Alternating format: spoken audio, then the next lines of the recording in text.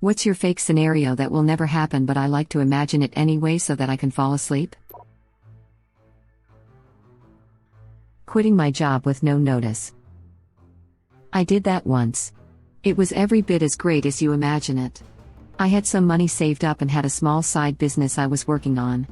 My regular job totally sucked and was going downhill fast. I was due to work a 4 p.m.-12 midnight shift. I was out golfing and after the first 9 holes I would have to leave to get ready for work. I started to pack up to leave but noticed it was a beautiful sunny day, not too hot. I was out having fun with my friends and realized you only get so many of these days in your life. So I picked up my phone, quit my job, lit up a joint and played 27 more holes of golf instead of going to work. This was in May and I decided to just not work that summer. I had burned through my savings by September, but it was worth it. This was 17 years ago and honestly it was probably the best summer of my life. I regret nothing. Holy F, that sounds glorious. I did this right before New Year's. Not exactly out of nowhere, but I was slowly getting tired of some of the crap my boss was pulling. My job wasn't really bad, but when you are somewhere for a long time, it eventually does it to you. Literally registered my company and got an office near my place. Had a little bit of money from working during COVID. Now going to try out my luck, no more masters. I have fantasies of doing this and am slowly planning to head that direction, though everything's in the idea phase as far as the side business. Got any tips or insights for a successful transition? Edit, that is for the side business thing. I don't dream of quitting without notice, especially because the job I have now would affect my reputation in other areas. Save as much money as you can ahead of time. Live simply in the run-up to it. Part of the reason I just up and quit is I had just finished college while working a full-time job and running my side business. I was definitely burned out.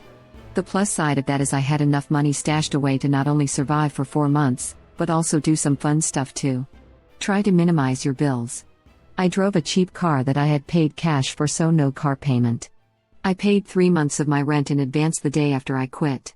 Since I had so much free time, I did all my cooking at home and hardly ever ate out unless I was doing something fun. Also have a plan for transitioning back. I was a chef at the time, so I could basically just pick up a new job anywhere. My business was never something I planned on living off of, I just used it to keep a little extra money coming in. If you are trying to start a business you are going to live off of, that takes a little more planning, but the steps are the same. Just have as much cash as you can stashed away in advance. You don't want to be in a position where an unexpected $700 expense turns your dream into a nightmare. If you are having trouble saving, first look hard at ways you can tighten up your budget. Second, see if you can get a temporary second part-time job doing something like waiting tables, delivering pizza or serving coffee. Do that maybe 10 to 20 hours a week and bank all that money. It all adds up faster than you think. I was able to save over $5,000 in 6 months, and this was while paying all my usual bills. What I would do on a deserted island, like my survival plan. That's my retirement plan. How hard would it be to find a way onto a deserted island that isn't inhabited by many people or ones that wouldn't bother you? I'm assuming the cost of flight/boat rides to these locales might be outrageous, but your idea of a retirement plan really piqued my interest. Sincerely, 38-year-old with zero savings and no retirement plan. Well, the Gilligan's Island idea of an uncharted desert island is no longer possible, thanks to Google Earth and GPS. But that doesn't mean all islands are populated. Denmark has like 1,000 islands or more, according to my Danish ex-girlfriend. But do you want to be on an island by yourself during the winter near Denmark? Same is true for Alaska, a ton of islands, but very harsh winters. Nowadays, for a castaway or Gilligan's Island-style retirement, you'd have to do your research into finding an island in a good location, with plenty of resources, that no one has laid claim to. I mean, it would suck to shipwreck on a deserted island, build a survival camp, then upgrade to a nice house on the island, go from survival to living, only to bump into J.K. Rowling and have her kick you off her island and then sue you for the damages to her property, trespassing, and the flight home. Especially after you're killed and ate your companions for food. In middle school, I would imagine that a portal would tear through my classroom and a group of uniformed mythological people would come out and would urgently request me by name and tell me that they really needed me, and then they would whisk me away to some other world where I was their only hope in some ancient war. Just so that everyone around me could wonder why I was so important. Over a decade later, I'm writing a webcomic about it. Got about 100 pages out. I'm deleting it now so I can redo it, since now I'm a proper adult and not a broody 15-year-old. Edit, you guys are so funny. Thank you so much, and it's so cool so many of us relate. For those of you asking what my webcomic is, I'll let you know a little bit about it. It started off how I described it above, but it's completely changed since then. I'll comment on this comment. I'm surprised a couple thousand of you read this comment but never Googled my username. Laughing out loud, and no, it's not Shark Boy and Lava Girl. Don't get rid of it, always save a copy to see how much of a dumbass you were. Haha, I laughed so hard at this. I just showed everyone who knows how much I'm struggling with this comic, and we're all like floored. We always joke about how much of a dumbass I am, since all I do is complain about my comic and not write or draw it. Thanks for the laugh. I'm framing this.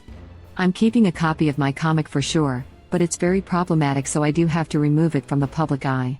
But it's staying with me. Dope. I have a box that has some artwork and stuff, just look back at. They are terrible but still cool to remember.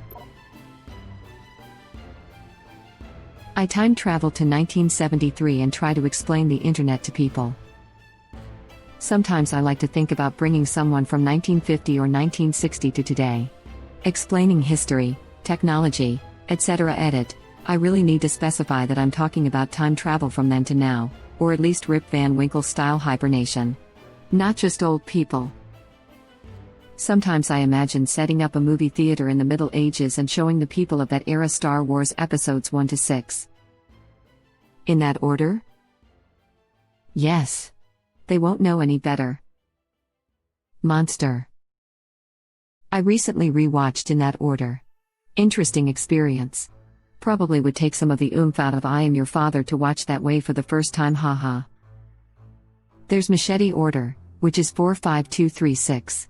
In that order, the line hits you hard, and then you flash back to learn Anakin's history. It's also more effective since Han spends 2 movies in carbonite instead of being rescued immediately. I notice there is no episode 1 in there. You can't skip over Qui-Gon and the Duel of Fates. I will watch 1/2 any day of the week. You won't take Maul's fight away from me. Me too. Except I usually go to the 1800s and bring a phone with me to show them what it does and blow their minds. And sometimes Leonardo da Vinci time travels to the current time and I'm tasked with showing him the world. I even figured out how we will communicate with each other, plus, he's smart. He'll have English figured out in no time, I'm sure. Edit, there is a portal to the modern day, so we can access to the internet. Plus, as a few people mentioned, if we have the technology to time travel, we probably can figure out a way to provide internet services. Bringing multiple phones would be a good idea. I'm picturing Da Vinci speaking like Mario. Hey, it's Amy, Leonardo. Adventures of Space Cowboy continues. You're gonna carry that weight. The Real Folk Blues. Later Space Cowboy. I am going to shove a bunch of explosives into a bird and use a katana. See ya, Space Cowboy. Bang. Don't do me like that. God damn it, Spike. Why'd you have to go alone? You goddamned fool. There are no such things as Space Cowboys, Dad. And besides, didn't you wear that costume like 5 years ago? It's time to get over it. I understood that reference, and that reference is reference. Weird thing, but what helps me sleep is imagining that I'm sleeping with a group that's being hunted by, insert fantasy creature here. But our party's wizard has created an illusory safety bubble that keeps us warm, comfortable and hidden from our would-be foes. When I was a teenager, I would imagine that my bedroom was a spaceship traveling through deep space on autopilot. It had an impenetrable energy shield to keep me safe. I do the same thing, but I pretend my blanket is protecting me. That's not pretend. Your blanket is protecting you. Don't forget that it also keeps me invisible, but only if I close my eyes. At Vaney_horse_cock, you're too pure and wholesome for Reddit. I thought it was weird until I saw how many comments saying it's not weird, and now I feel weird for not doing it. Interesting name, by the way. It's a good thing we have this anti-sea bear circle to protect us. Liamon's tiny hut is a pretty nice spell. Being cuddled/given affection/comforted and being told nice/reassuring things while I'm feeling crap, laughing out loud. I'm not the only one starved for affection. Thank God. I've never wanted to hug everyone in a comment chain more than I do right now. Same. I have social anxiety, and sincerely believe I will go my entire life being single. I'm on the wrong end of the popularity spectrum, and have no friends to turn to. Same here. Don't want to talk to people because I'm afraid of annoying them or making them dislike me, so I don't talk to anyone unless they talk to me first. No friends except online.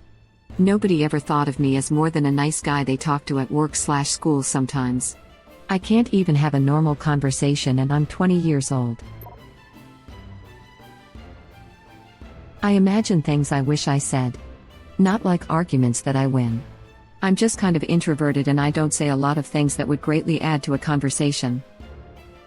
I used to be like this, but slowly and piece by piece I started to say the things I wanted to, and now usually say it all. Start small and learn what works and build on that. Everything can be learnt. Same. I've started to slowly do calculated impulse actions. Which probably negates the impulse part, but it's still impulsive for me. So I'll say something I've been wanting to say, or random just do the thing I've been wanting to do. But of course, I've run dozens of scenarios confirming that that's the right action to do. I'm also used to think about all the things I should have said. Monologuing in my head like if I was talking to them. But for me it doesn't help to sleep. On the opposite, I always end up feeling like crap. Staring in the void like if I was just waiting for my time to come. But the worst part is when one day you say the things you wanted to say and the result is not at all what you planned, and you're now in an even worse situation. My only tip is, don't come to fantasize that idea of you telling those things.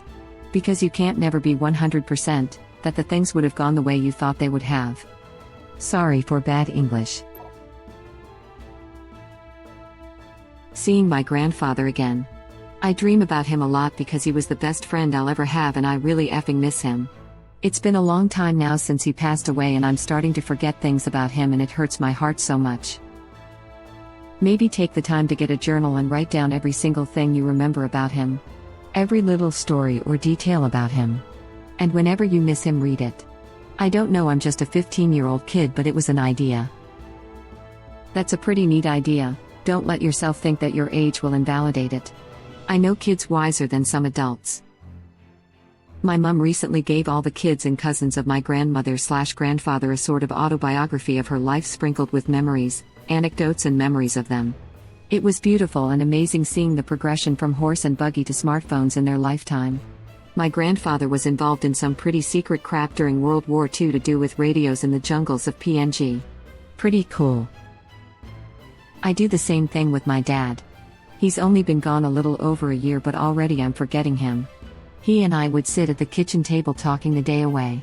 That's where I go when I miss him. I feel that way about my grandma. I am starting to forget what her voice sounded like, and that truly bums me out. I understand that. I found an old voicemail from my grandmother and I was overjoyed, but it makes me a little sad too that I must have deleted all the ones from my other grandmother as I got them. You make me want to call me grandpa, and I appreciate that. I miss my grandpa too. I'm living in an alpine cabin above the snow line, just me and a dog. Each day I cut firewood, each night I spend the evening watching the fire and drinking black coffee while the dog snores. I was having such a pleasant time in your fantasy until I thought about trying to fall asleep in the freezing cold after a night of drinking black coffee by the fire.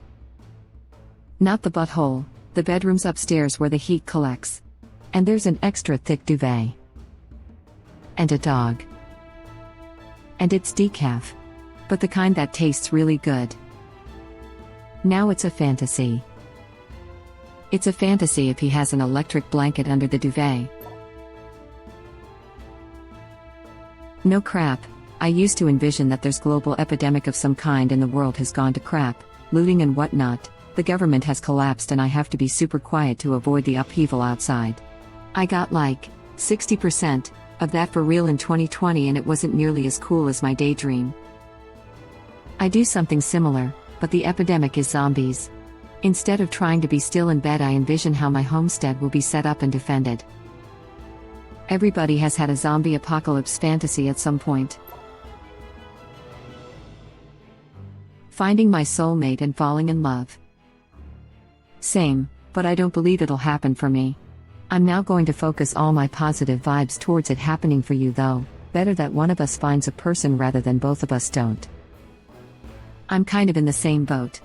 It's been a few years now since I realized it doesn't necessarily happen for everyone despite what a lot of people say. Thank you for watching. Please subscribe to be the first to know about Red Rabbit Reader's new videos. If you like our videos, please like them on YouTube and share them with your friends. We welcome your comments below. Press to start another of our videos.